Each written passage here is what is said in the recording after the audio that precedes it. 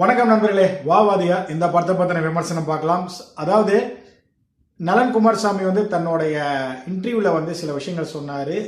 இந்த வாவாதியார் படத்தை பொறுத்த வரைக்கும் இது ஒரு கமர்ஷியலாக நான் ட்ரை பண்ணியிருக்கேன் கார்த்தியை வச்சு அப்படிங்கிற மாதிரி சொன்னார். என்னுடைய வழக்கத்திற்கான படமாக இல்லாமல் அதில் ஒரு கமர்ஷியல் வச்சுருக்கேன் அப்படின்னு சொன்னார். சரி, நம்மளும் படம் பார்த்தோம். ஸோ படத்தை பொறுத்த வரைக்கும் என்னென்னா, படத்தோட கதை நான் என்னென்னு சொல்லிடுறேன். ஸோ அதிலிருந்து கார்த்தியோட பெர்ஃபார்மன்ஸ், இந்த படத்தோடைய பாசிட்டிவ் அண்ட் நெகட்டிவ்ஸ் இது எல்லாமே பார்த்தலாம். ஸோ படத்தை பொறுத்த வரைக்கும் எனக்கு தெரிஞ்சு கதை அப்படின்னு பார்த்தீங்கன்னா ஒரு டிஃப்ரெண்ட்டான ஒரு ஸ்டோரியை அட்டெம்ப்ட் பண்ணியிருக்காரு.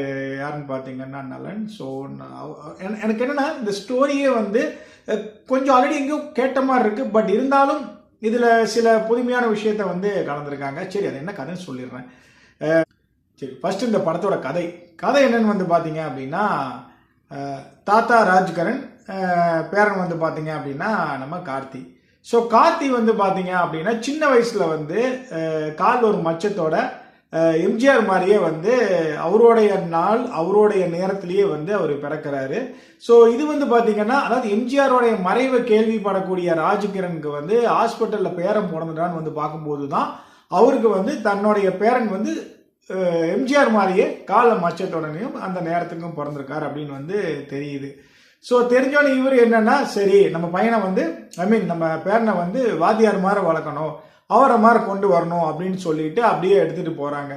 சில நேரத்தில் நமக்கு என்னடா ரஜினி முருகனுடைய இனிஷியலா ஓப்பன்ஸ் மாதிரியே வந்துருச்சேன்னு யோசனை தோணுச்சு. அப்புறம் பார்த்தா கதை அப்படி கிடையாது. இப்போ என்னன்னா, என்னதான் அதிர்ஷ்டத்தில் பணம் வந்தாலும் நம்ம அப்படி வாழக்கூடாது, உழைத்து தான் வாழணும் அப்படின்னு சொல்லிட்டு தாத்தாவோட பொறிவிலே நம்ம இவரு கார்த்தி வந்துட்டு இருக்காரு.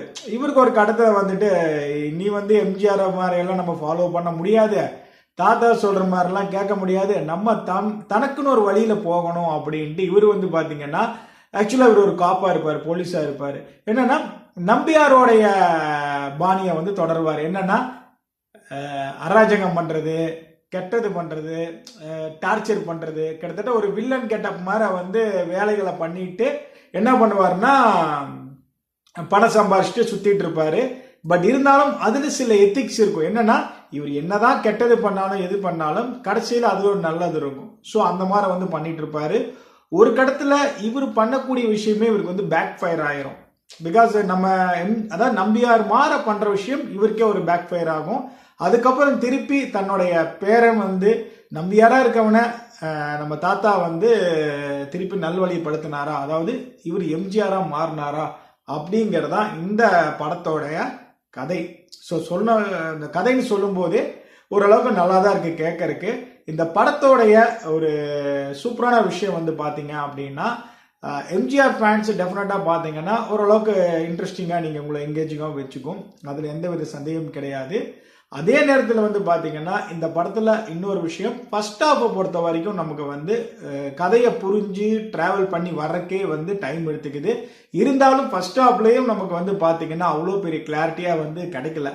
செகண்ட் ஹாஃப் ரொம்ப இன்ட்ரெஸ்டிங்காகவும் என்கேஜிங்காகவும் கொண்டு போய் நல்ல ஒரு திரைக்கதையை அமைச்சு நல்லா கொண்டு கிளைமேக்ஸ்ல சூப்பரா முடிக்கிறாங்க. ஸோ ஃபர்ஸ்ட் ஹாஃப் ஸ்லோவா கொஞ்சம் புரியாத புதிர் மாதிரி போய் செகண்ட் ஹாஃப் ஒரு சில விஷயங்கள் புரிஞ்சு படம் முடியுது.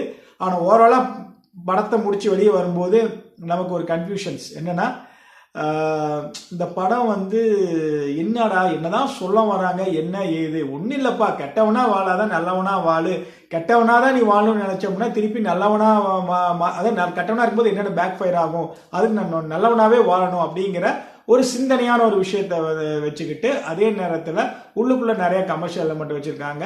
இந்த படத்துக்கு கீர்த்தி வழக்கம் போல டான்ஸு, பாட்டு, ஆட்டம் பாட்டம் பாடிட்டு போயிடுறாங்க.